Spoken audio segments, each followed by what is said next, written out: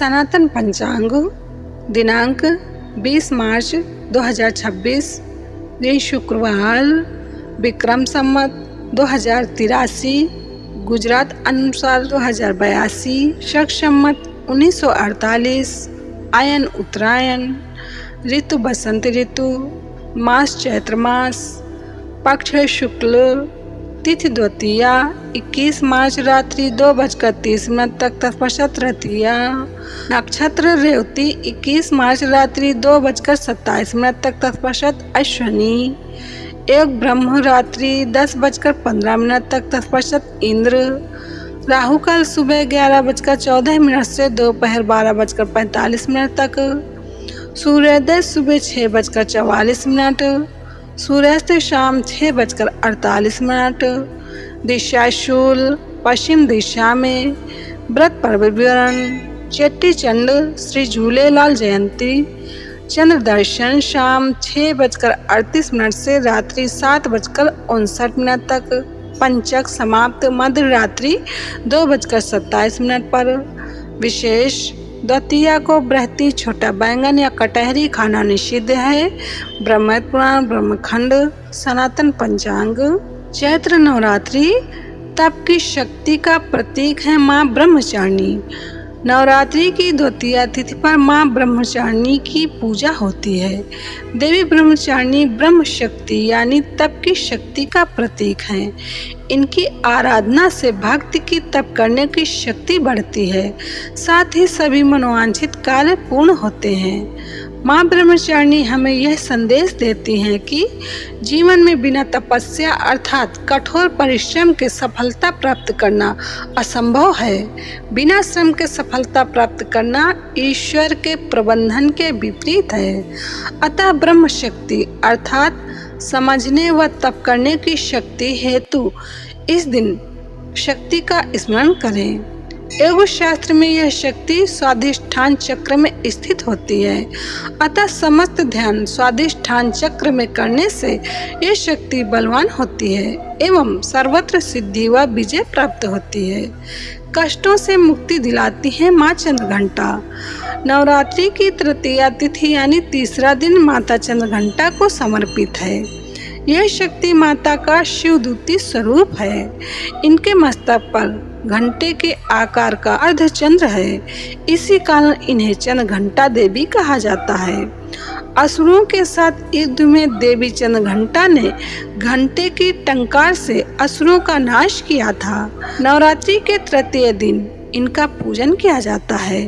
इनके पूजन से साधक को मणिपुर चक्र के जागृत होने वाली सिद्धियां स्वतः प्राप्त हो जाती हैं तथा सांसारिक कष्टों से मुक्ति मिलती है। सनातन पंचांग। चैत्र नवरात्रि। नवरात्रि की द्वितीया तिथि यानी दूसरे दिन माता दुर्गा जी को शक्कर का भोग लगाएं, इससे उम्र लंबी होती है। तृतीया तिथि यानी कि तीसरे दिन को माता दुर्गा जी को दूध का भोग लगाएं, इससे दुखों से मुक्ति मिलती है।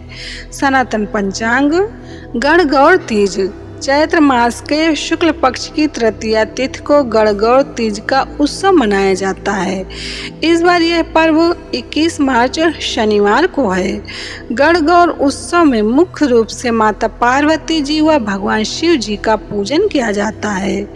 भगवान शंकर जी माता पार्वती जी को प्रसन्न करने के लिए इस दिन कुछ उपाय भी कर सकते हैं। ये उपाय इस प्रकार हैं। देवी भागवत के अनुसार माता पार्वती का अभिषेक आम अथवा गन्ने के रस से किया जाए तो लक्ष्मी और सरस्वती ऐसे भक्त का घर छोड़कर कभी नहीं जाती। वहाँ संपत्ति और विद्या का वास रहता है। शिव पुराण के अनुसार लाल व सफेद आंकड़े के फूल से भगवान शिव जी का पूजन करने से भोग व मोक्ष की प्राप्ति होती है। माता पार्वती जी को घी का भोग लगाएं तथा उसका दान करें, इससे रोगी को कष्टों से मुक्ति मिलती है तथा वह निरोगी होता है। माता पार्वती जी को शक्कर का भोग लगाकर उसका दान करने से भक्त को दीर्घायुष्य प्राप्त होता है। दूध चढ़ाकर दान करने से सभी प्रकार के दुखों से मुक्ति मिलती है। मालपुआ चढ़ाकर दान करने से सभी प्रकार की समस्याएं अपने आप ही समाप्त हो जाती हैं। भगवान शिव जी को चमेली के फूल चढ़ाने से वाहन सुख मिलता है। अलसी के फूलों से शिव जी का पूजन करने से मनुष्य भगवान विष्णु जी को प्रिय होता है। भगवान शिव की समी पत्रों से पूजन करने पर मोक्ष प्राप्त होता है। बेला के फूल से पूजन करने पर शुभ लक्षणों से युक्त पत्नी मिलती है। धतूरे के फूल से पूजन करने पर भगवान शंकर जी सुयोग्य पुत्र प्रदान करते हैं, जो परिवार का नाम रोशन करता है। लाल डंठल वाला धतूरा पूजन में शुभ माना गया है। भगवान शिव पर ईख यानी कि गन्ने के रस की धारा चढ़ाई जाए तो सभी आनंदों की प्राप्ति होती है। शिव को गंगाजल चढ़ाने से भोग और मोक्ष दोनों की प्राप्ति होती है। देवी भागवत के अनुसार वेद पाठ के साथ यदि कपूर, अगरू, केसर, कस्तूरी व कमल के जल से माता पार्वती जी का अभिषेक करने से सभी प्रकार के पापों का नाश हो जाता है तथा साधक को थोड़े प्रयासों से ही सफलता मिलती है। जूही के फूल से भगवान शिव जी का पूजन करने से घर में कभी अन्न की कमी नहीं होती। दुर्वा से पूजन करने पर आयु बढ़ती है। हर श्रृंगार के फूलों से पूजन करने पर सुख संपत्ति में वृद्धि होती है। देवी भागवत के अनुसार माता पार्वती जी को केले का भोग लगाकर दान करने से परिवार में सुख शांति रहती है। शहद का भोग लगाकर दान करने से धन प्राप्ति के योग बनते हैं। गुड़ की वस्तुओं का भोग लगाकर दान करने से दरिद्रता का नाश होता है। भगवान शिव जी को चावल चढ़ाने से धन की प्राप्ति हो सकती है। तिल चढ़ाने से पापों का नाश हो जाता है। अंगूर के रस से यदि माता पार्वती जी का अभिषेक किया जाए तो भक्तों पर देवी की कृपा बनी रहती है। शिव जी को जौ अर्पित करने से सुख में वृद्धि होती है। वह गेहूं चढ़ाने से संतान वृद्धि होती है।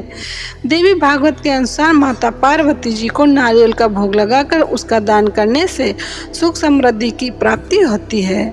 माता को विभिन्न प्रकार के अनाजों का भोग लगाकर गरीबों को दान करने से लोक परलोक में आनंद व वैभव मिलता है। माता पार्वती जी का अभिषेक दूध से किया जाए तो व्यक्ति सभी प्रकार की सुख समृद्धि का स्वामी बनता है। सनातन पंचांग संपादक अंजनी बहन नीलेश ठाकुर। सनातन पंचांग प्रकाशित स्थल सूरत शहर गुजरात। सनातन पंचांग